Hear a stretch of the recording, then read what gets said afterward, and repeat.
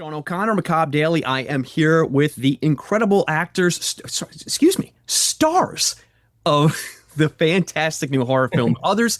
We have Evangeline Friedlander, Olivia Macklin, and DYLAN McTEE. I got all those names correct, right? Yes. I'm horrible with names. If one of you were Bob Jones, it would have come out Blob January. I'm very limited with names. Listen, I don't know how to say macabre, so that's fine. You know what? I found a hack for it. It's right both ways because over in Europe they call it Macabre Daily, but here in the States it's Macabre Daily. So win-win. Either or. Yeah. I'm just in Europe, forgive me. Oh, yes, yes. Gang, holy cow, this film. Are you kidding me? I'm mad at all three of you because I went through all the emotions. I was terrified. I was incredibly touched, which I love when that happens in a horror film. This is a movie that's really all about relationships and kind of maybe the fracturing of and then the building of relationships. So, Evangeline, I'm going to start with you because also I kind of want to hear you speak. Yeah. I wasn't used to it in the film. How was it? I mean, you're carrying a lot of the emotional weight in this film with, and this is no spoiler, with essentially a silent performance. So how did you prepare for this? This is incredible. That was something new because it was my first movie, like with no lines. It was very cool though to like do most of the acting. So I had to focus a lot on my emotions so I could let the crowd see what was going on without any lines. So it was really cool. Well, you nailed it. You did such an incredible job. And so much of the emotion that I'm talking about comes from your performance. So kudos to you. You really did an incredible job. Olivia, different story with you, my friend. Yeah. A little terrifying. I guess. Just a little. No spoilers here. I want every single viewer to come to this film like I did and really, get the socks scared off of them. Like, let's just say that you have a journey in this film that is emotional and physical as well. So I want to ask you, what was that like, that transformation that you had to go through, from beginning to end? What was that like? What was your process? I don't think I really ever had a moment to sit and think. I was cast quite late. I think I had about a week. And so I really, very, very quickly. And so for about a week, I think 24/7, all I did was think about this and just approach it from all angles and wonder what I wanted to do. And kind of with any project, I think that with actors, it's prep, prep, prep, and then you got to throw it all away anyway. You can't be in your head about those things when the cameras are rolling. And so I did all this prep and then I said, I don't really know what to make of all of that, and that doesn't matter. Just let it go and do it. But what I felt is that this is just from Robin's perspective, a movie about a woman who's grieving, a woman who has so much love to give and wants to give it until it's not. Yeah. And it was the exteriors that made that transition the easiest. So, I was working from the outside in when my body changes and my appearance changes, and even the way that all of those things felt. Sarah Brill, our makeup artist who did all of the aesthetics. What a great job, by the way. Oh, Sarah and Zachary Smith, who did hair, but also sometimes assisted Sarah because it was quite a big job and it was all hands on deck. You feel all of those layers on you and it really informs you. I mean, if anything, it's very uncomfortable to sit I had a pregnant belly and a nightgown and blood and water and airbrushing and grease and constantly. It goes there. Yeah. Yeah. I mean, if anything, I'm like a grumpy girl. So like if I'm uncomfortable, I'm grumpy. And so that turns into anger and I use that and it worked out great. Well, you would have thought that the three of you were together for weeks rehearsing because it all is seamless. And the way that you all interact with each other, I'm shocked that you were cast a week out. I've got kudos to you because, and I'll preface this by sometimes in horror films because that's what I do. So I've seen so many, and the dad father role can sometimes be less than. It's kind of a trope of like the befuddled father and they're kind of useless. That is not the case in this film. I mean, you actually have agency and kind of take the reins. Maybe not, it's kind of thrust upon you. So I really loved your arc in the film, and then your relationship with Evangeline was one of my favorite parts of the film. How it's difficult because Evangeline is very, hands off in the beginning, but how it evolves, and you really do take on that protector role, which honestly, it doesn't happen all that much these days in horror films. So it was refreshing, and I really liked it. But I know I'm sucking all the oxygen out of the room. I'll get to a question. No, you're not. What was that like to develop that arc of like kind of, I don't really know how to connect with my child to, by the third act, I will kind of do anything to protect this person that I have grown to love. Yeah. I can beat Olivia on this one. I was cast, I think, a day before. Come on, man. One day. I read it and I was like, okay, let me just make sure before I say yes. Yeah. You gotta be kidding me. Yeah. Sometimes it's like that, you hear about that even on the highest level. Some people sometimes have to Show up. Show up. It's not the first time it's happened for me. Yeah. This is a normal part. And sometimes and there comes a point where you either have to like accept that or fight against it. And I think acceptance is, we learn through therapy, really, really great. I feel so yeah, that feeling of being unprepared for something grand was something I sat with a lot. And there's something so beautiful and poetic about Daniel trying to speak to Cathelia when she can't speak back. There's something like both of them have this like connection, and I think throughout the film she just like watches him step up as a person and eventually as a father, someone who will do anything to protect his daughter. And yeah, I think I found that through the film because I did kind of want to start off kind of not very heroic and tough and stuff, but someone who has a lot of love to give and who's really ready. But obviously, the circumstances cause him to test that. But you also have a very sweet and endearing relationship with Olivia in the film as well. I mean, that's, again, I just spoke with Jeffrey and Lisa, the producers on the movie, and I applauded the fact that this is a layered movie. There's a lot to it. It's a horror film for sure, and the scares are absolutely there. The third act, it just goes there, and then it kind of goes there again and again and again, which I love. So I can't wait for people to really sink their teeth into this film.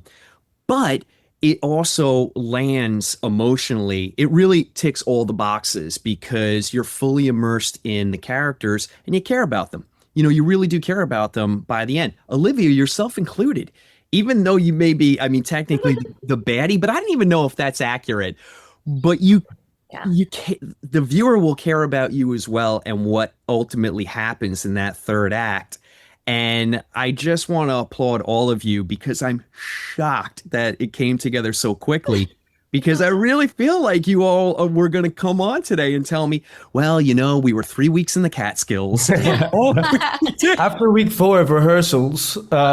There's so many. We got lucky. We got really lucky, the three of us especially, that we all really like each other and got along very well. And I feel like, we've talked about that there was a lot of discussion on set. And I think we're always on the same page, Dylan. And that's like so rare and super cool. So it feels like it. Yeah, there's no false notes in any of your performances, and it all comes together. And then there's just a huge payoff by the time the credits roll. You're like, whew, I went for a ride, which is the best feeling when you watch a film, regardless of what genre it's in. That's the best feeling when you feel like you've gone someplace with the characters. Oh man, we're glad you liked it for sure. Yeah, I think it definitely went full tilt horror at certain moments of the classic bloody possession horror type stuff. And then it goes to genuinely surprise you with that heart that's underneath it. It actually surprised me as well. Well, I want to thank you all for coming on here today. I know it's a long day, so I'm sending all the good vibes out to you. Thank you. Talk to jokers like me, it can't be easy. So thank you so much. You got it. Please look for my review of Macabre Daily because it's going to be a love letter, and I Oh, point out the fantastic performances that all you gave. Hey, thank thank you you so very much. much. It's You nice to got it. meet you. Take care now. Bye. Hi, everyone. Sean O'Connor here with Macabre Daily, and I have the absolute pleasure of having the producers of this fantastic horror film, The Other, with me. We have Lisa Norman and Jeffrey Reddick, and I am thrilled. I watched the film, and I'm about to write a review for it, and it will be a love letter because you really won me over with it. And you scared the hell out of me, too. So, Yes, I first and love. foremost, I would love to find out how this whole idea came about. And as the producers of the film, how do you then turn that into this really great, well-made, shockingly frightening, and yet heartfelt film? Uh, Lisa, we'll it, start with you. yeah. I'm just like so glad that you loved it. I love it so much and I love talking about it. I don't know if you're going to talk to Paul, like the idea came, he has this whole great story about this came out of a nightmare that he had on his honeymoon about being a new father and having this infant like attack him. And yeah, so that was the genesis of the idea. And then I think he was, did what you do with horror, just you take this terrifying concept and weave in really amazing themes and characters, and it ends up being a lot of humor and just commentary about complicated family dynamics and just social structures and the way that people relate to one another and fail to relate to one another. And that's what I love about horror, and that's what I find the most attractive, that kind of there's always, there's like the high level of scares, like you said, and then there's just all of the story that's under it. It's That's kind very layered. of yes, yes. Yeah, I mean, I think that was my favorite part, and you'll see it in the review. Is that there's a lot of layers to it. Even though first and foremost it is a horror film, there is a lot of heart to it, and the relationships really come through the fracturing of relationships, but then the coming together, which no spoilers here, but play a huge role in how everything turns out. So Jeffrey, I'm dying to know. By the way, I have to call out Final Destination creator here, Slacker. No, no, thank you. Very excited for the reception of the new one. But also, yeah, like super excited about this film as well. And Paul, I've known Paul for, many decades. We met at a Saturn Awards. We were just sat at the same table at the Saturn Awards, and I found out he did Hellbent, and which was like the first gay slasher film, and I was like, oh my God, I'm such a fan. And so we've just wanted to find something to work on for a long time, and from this nightmare of him, not being a good father or having the, how do I, if I had a child, I'd be an awful father. Like he wrote this really kind of great like story that I felt had so many things in it that I love. I mean, there's humor to it. There's a kind of this. There are these moments where you're like, should I be laughing at this? And it's like, yeah, you should be laughing at this. But it was really a story about finding family for me, and found family, which I think is, in such a fractured society that we live in, I think is so important, because there's so much divisiveness that people are having to find family and tribes. And, hopefully we can get beyond that. But I think that this film was told like from a child's point of view, which, they're the most vulnerable in our society. And then you add on to that, an African American child, which is, they're notoriously harder to adopt, and who has no voice and then has to, along with her friend who happens to be neurodivergent, like they know what's going on, and have got to figure out a way to kind of get the adults on board with what's going on, to kind of solve this mystery, before it kind of tears his family apart. So I think the family dynamic, which is enhanced by not only the children actresses, but also our amazing adult cast. Mhm. I You love know, the cast of this film. yeah, I think they all nailed it, and I think we were very fortunate. Like, you don't really usually get a situation where the producers come in and are just like, how do we make your movie? They usually come in and are like, well, here's how the movie we want to make, or they have a ton of notes, or they're very restrictive, or they don't get the material. And Lisa and Tim and Jeff Walker, like they got the project. They just got it. They understood it right They away. understood it right away, and they're like, how can we help bring this to life? And yeah, it was just such a supportive environment, and that filtered down through like just how the cast was on set. Just the whole making of this movie was, obviously indie films they're challenging. Yeah. When you've got like a supportive team around you, and they all have the same vision of the story you want to tell. Can I give you a compliment? And I hope you take it as a compliment because this is an indie film, and sometimes there is a point of diminishing returns just for budgetary reasons. You only have so much to work with. This film looks gorgeous.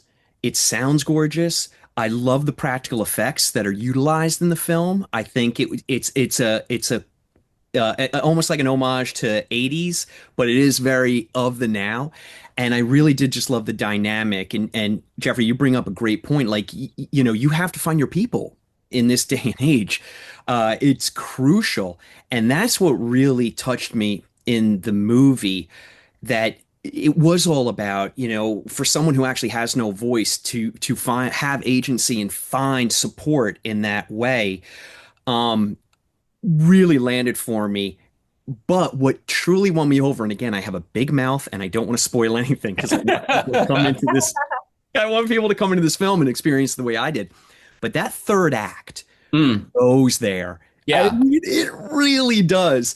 And that's when I was like, oh yeah, Mr. Final Destination, I see what you're up to with your influences. Well, and that's again what I love about this story is I don't want to say slow burn because that No, that's fair, connotates, but it's but exciting. it does, it really there's emotional intensity and there are scares and dread at the beginning of the film, but then the third act just it goes there. It just it goes crazy, but in a way that I feel like you've connected with these characters as real people, that it doesn't feel like we're just going off the rails, I or just throwing shit at. We're like, oh, they're just trying to be crazy in the Yeah, third act. exactly. For the sake of, I understand that saying slow burn could be a turn off for people because they're like, oh, okay. But this is a slow burn movie, but every single act is incredibly interesting and it builds upon. So by the time you get to the third act, you're so fully invested in the characters and what's going to happen to them that there are stakes involved. There are huge stakes involved. So yeah, we'll use slow burn in the best way possible because the payoff is so great. And it's not like you have to hang in there. I was on pins and needles in this film. And sometimes it's just some of the most, calm parts of the movie. I was waiting, like, all right, what are you doing to me now? Yeah. And that's a testament to Paul's directing. I think, I love Hellbent. And I was so excited to see his name and to see him, directing a feature in, now. And it pays off. Boy, oh boy, does it pay off. So We're really proud of it. And again, after hearing you talk about it, that's super yeah. And yeah, I mean we do these stories because we want to entertain people. And also they're creative outlets for us to reach out. And Paul, is such a talented filmmaker. And just to help him get this movie made was so important to me because he's one of the and he's just a great person too. Like it's good enough when they're super talented filmmakers, but when they're really good people, and good people often don't get as many opportunities. It's much easier to backstab your way to getting movies made in the industry. So it was nice to work with him and also with Lisa and the production team. They were just so supportive. Well, with the final product that you have, it seems like it was a great crew, and I certainly don't want to assume anything, but it seems like it was a really fun project to work on, just because of the end product that's up on screen. You must have had a blast. Really fun. Just like speaking to the production value and like how it looked great and it sounded great. I mean, thank you for saying that. I feel the same way. The trick there for us was finding the exact right department heads and artists who, maybe they don't have 20 features under their belt and are outside of our budget, but like just really culling that list. And that was, what Jeff Walker and I did locally, just finding, great DP, great DP. I just think his work is so beautiful. He's only done one feature before this. Yeah, and then just like Schrader Thomas, our editor, and just our sound designer, and just finding these people who you can tell are like, even like Paul, like, it's not like he has 20 features, but I just, you watch Hellbent and you're like, I see what this person can do. Yeah, like, what they can do. Absolutely. Yeah, exactly. And so that's what, each of these artists was for us. It was like, I see what you can do. Maybe you just haven't been given the opportunity. I know I've got to wrap it up now. Thank you so much for the time that you've given me today, but I do want to say one final thing is that when I saw Shawnee Smith walk on screen, I was so thrilled. I have had a crush on her since The Blob in '88. Oh, yeah. She's she's everything you would hope she would be. And she's not a diva. She's like so professional and so fun to be around and so giving, with the other actresses and actors on the set. So Lisa can attest to this. When we saw her name come up on our list, we're like, what? Like, we were so excited. We were so excited. We're like, get her now. Get her now. Do a double take. Before she gets taken or changes her mind. So yeah. Her scenes are fantastic too. So that's going to be a treat for everybody that sees this film, and everybody should. I want everybody to go out and check out The Other. It is well worth your time. And honestly, 2025 is shaping up to be a really solid year for horror. And this film is firmly in that list of really great productions that come out for horror in 2025. Well, thank you so much. We're glad you enjoyed it. And thanks for having us. Really did. Thank you so much for your time today. And hopefully I'll see you soon. Absolutely. Take care. Take care.